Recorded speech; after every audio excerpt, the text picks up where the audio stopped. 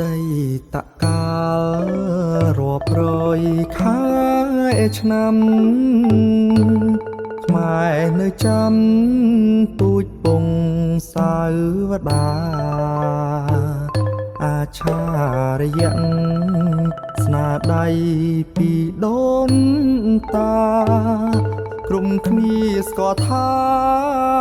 មហាអាណាចក្រខ្មែរ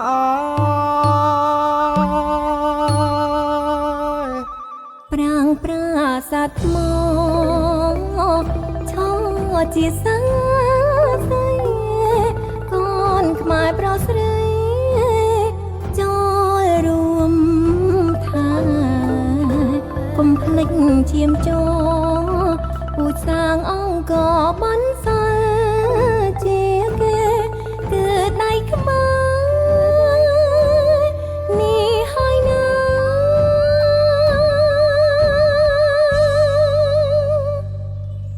ដៃខ្មែរដៃខ្មែរដៃដល់ពូកែបង្កើតនឹងថែវប្បធម៌ល្អអស្ចារ្យដៃខ្មែរដៃ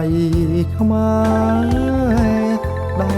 សាងអង្គកដៃឆ្លាក់ទាំងថ្មបវរអប្សារ៉ាដៃខ្មែរទុនភ្លន់ល្អគុណពេលក្រៃសំពះមានន័យបាញ់ជាងចិនដាយកយល់សណ្ដោះសំឈ្មោះខាមរាប្រវត្តិកត្រាខ្មែរមានព្រំវិហារ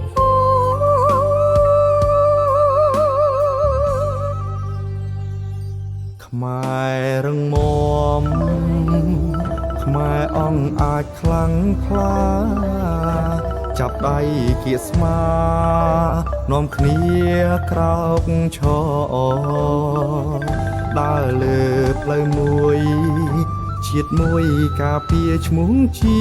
ម្ចាស់វប្បធម៌ខ្មែរពូជញ៉ាសាងអង្គ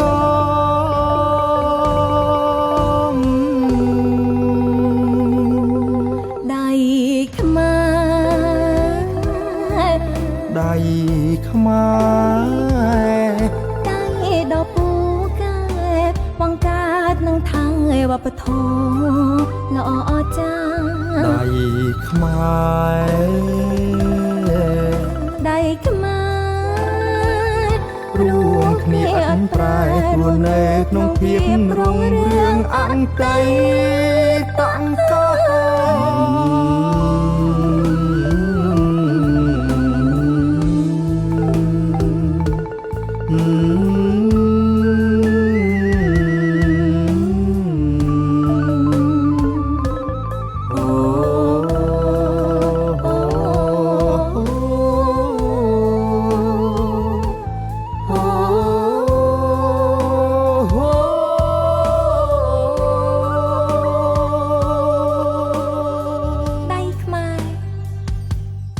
ដៃ